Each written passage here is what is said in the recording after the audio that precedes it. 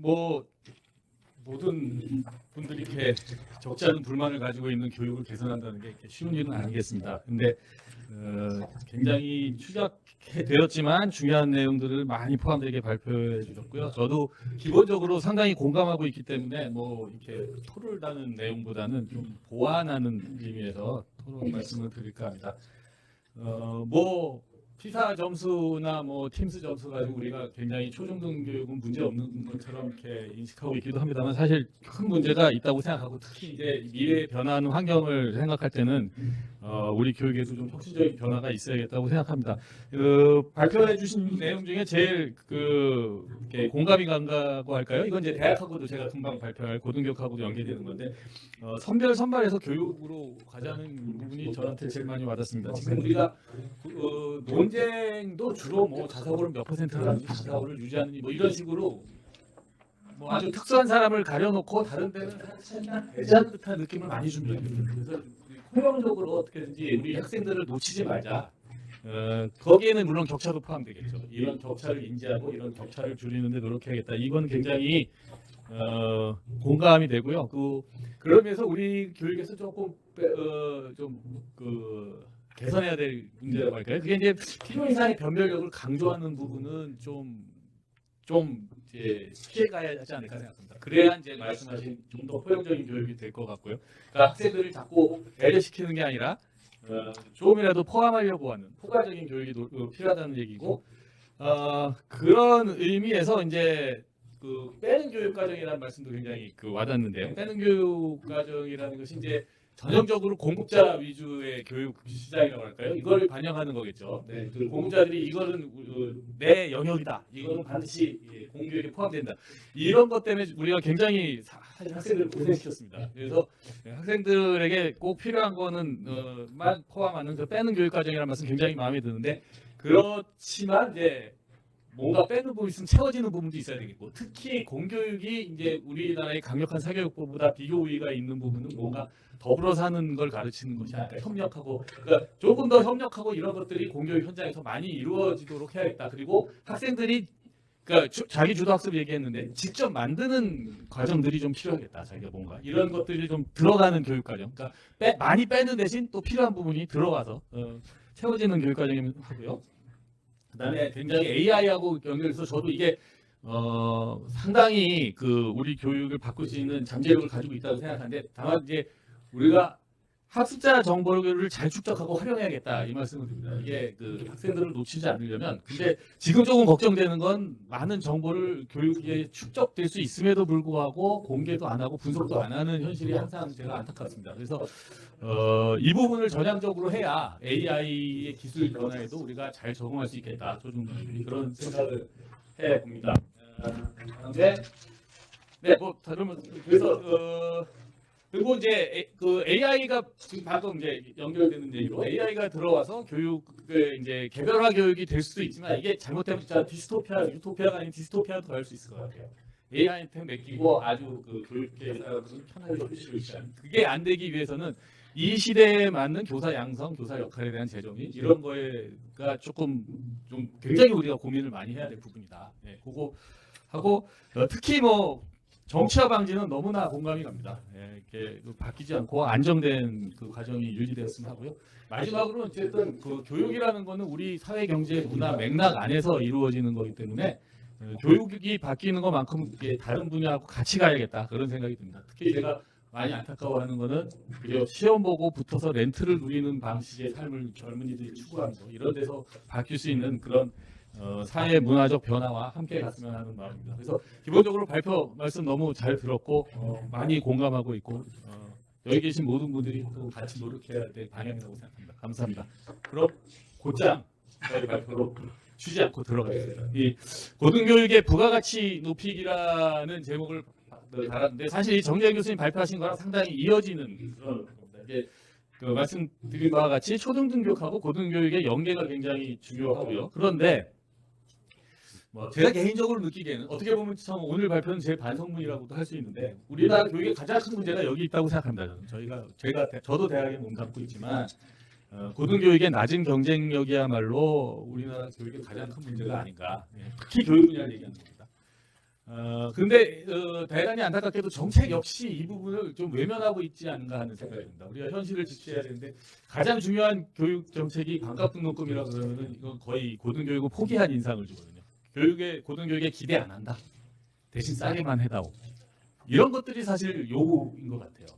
이런 건 굉장히 안타까운 현실이고 고등교육은 현실을 바꿀 수 있고요. 바뀌어야만 하고요. 미래를 위해서. 그래서 이 고등교육의 특히 교육 부분에 좀 관심을 많이 가지고 요걸 변화할 수 있었으면 합니다.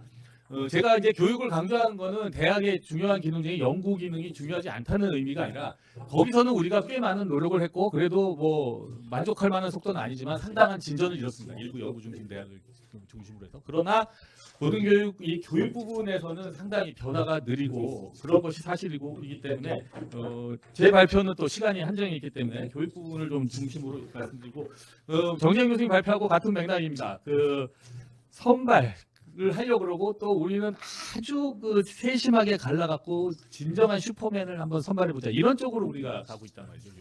근데 학생들을 조금 더 품으려고 하는 그런 모습으로 기본적인 전환을 해야겠다. 그리고 정재영 교수님의 설득력 있게 말씀하셨습니다만 AI를 적극적으로 활용하고 온라인 교육을 활용할 때 보다 많은 학생들이 그 교육을 제공할 기회가 열릴 것이다. 물론 근데 우리가 이거에는 성공하지 못한 경험도 있습니다. 사이버 대학의 교육의 질이 만족스럽지 않았다는 건 우리가 인식해야 될 겁니다. 그래서 이 교육 질 측면도 상당히 고민을 해가면서 하되 좀 더 포용적으로 가야 되겠다 하는 말씀이고요.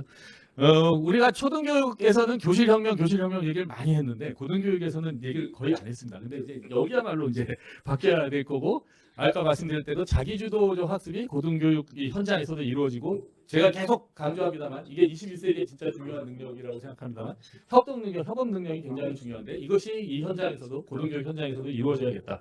그다음에 뭐 어댑티브 러닝이라고 해서 뭐 같은 말씀입니다. 개별화된 수업 이런 이제 AI 활용하는 거겠죠. 그다음에 프로젝트, 그러니까 이게 이제 자기주도성하고 관계가 있겠죠. 학생들이 직접 뭔가를 만들어내는 수업, 그러니까 지식의 전달이 아니라요.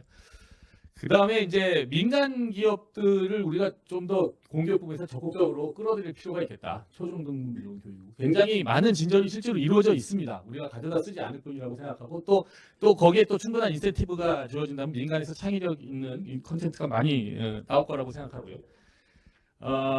근데 이제 지금으로 보면은 제가 몸 담고 있습니다만 저 자신이 그 학교 주변에서만 뭐 거의 50년 넘게 살아왔습니다.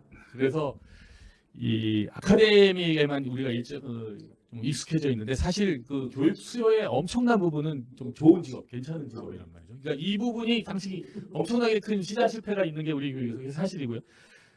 그래서 학생들의 수요는 충분히 존중해야 되고 여기서 우리가 계속 그동안 해왔던 얘기들이 어떻게 이제 대학들이 학령 인구 감소에 따라서 어떻게 학교들이 빠져나가게 하느냐 대학들이 이 얘기를 많이 해왔는데 사실은 이렇게 위기에 몰렸을 때 이제 새로운 행동들이 충분히 나올 수 있다고 생각합니다. 그래서 우리가 이 굉장히 지금 위기를 겪고 있는 대학들이야말로 굉장히 다양한 형태로의 말하자면 생존 전략과 그게 발전 전략이 될 수도 있겠죠. 이게 나올 수 있겠다. 그런 기대를 한번 가져갔으면 좋겠고 그 핵심은 아까 정재영 교수님이 말씀하셨듯이 하이터치 교육이 되겠죠. 굉장히 치밀하게 다가가는 교육이 될 겁니다. 그러니까 수요를 충족시켜주는.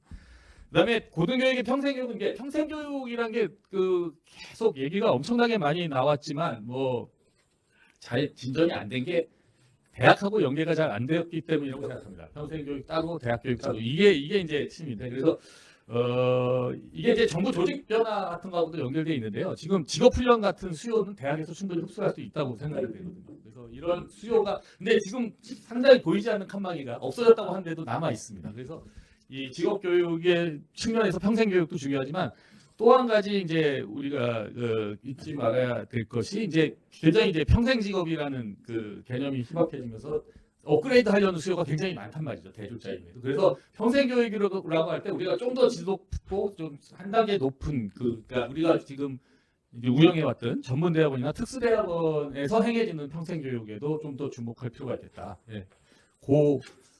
말씀을 드립니다. 근데 이제 이런 것들을 이루려면 이제 이게 현실화돼야 되는데 아름다운 그림을 어떻게 그려주느냐 이건 결국은 규제 완화하고 대학의 변화가 자발적인 변화가 두 가지 축이 되겠죠. 그래서 사전적인 규제가 사실 제가 대학에 있어봐도 너무 많습니다.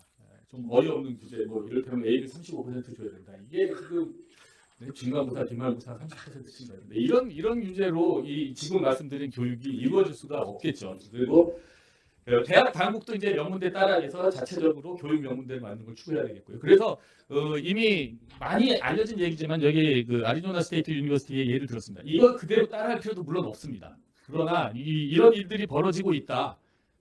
그리고 벌어질 수 있다. 한국에서도 이런 걸 좀 말씀드리고 싶습니다. 그래서 여기 보면은 AI 기술을 활용해서 강의 수준에 도달하는 학생들이 학습에 나기 전에, 그러니까 우리는 학기 끝나면 그냥 끝나고 그냥 거기서 평가하고 끝인데 미리 앞으로 갈 수 있는 학생, 좀 처지는 학생, 다시 끌어줘야 되는 학생 이런 것들을 좀 봐가면서 할 수 있게 해야 되는 거죠. 이게 충분히 이루어질 수 있을 것 같고요. 그다음에 이제 온라인 기업하고 연결해가지고 이 온라인으로 수업을 듣고 거기서 일정한 성적의 수준의 성적을 올리면은 그냥 학교에 입학할 수 있도록 하는 제도. 이게 아까 말씀드렸던 제도인데 이게 우리나라에서 이런 게 될 수 있어야 된다고 생각합니다. 그런데 우리가 지금 딱 등수 1점이라도 갈라갖고 늘려고 하는 그런 멘탈리티 하에서는 이런 제도가 들어오기 어렵겠죠. 그러니까 이런 것도 우리가 극복해야 될 측면 중에 하나라고 생각하고요. 뭐 스타벅스 이런 건 뭐 좀 많이 나온 거긴 합니다만 뭐 그냥 그 직원들 가르쳐 주겠습니까? 또 펀딩도 많이 받겠죠. 또 이런 것들 그다음에 대학 간의 협력 이런 것들은 좋은 사례입니다. 그런데 뭐 이대로 하자는 게 아니라 우리도 할 수 있는 영역이 엄청나게 많다. 예, 이런 그 가능성으로 말씀드리고자 합니다. 예, 제 발표는 이걸로 마치겠습니다.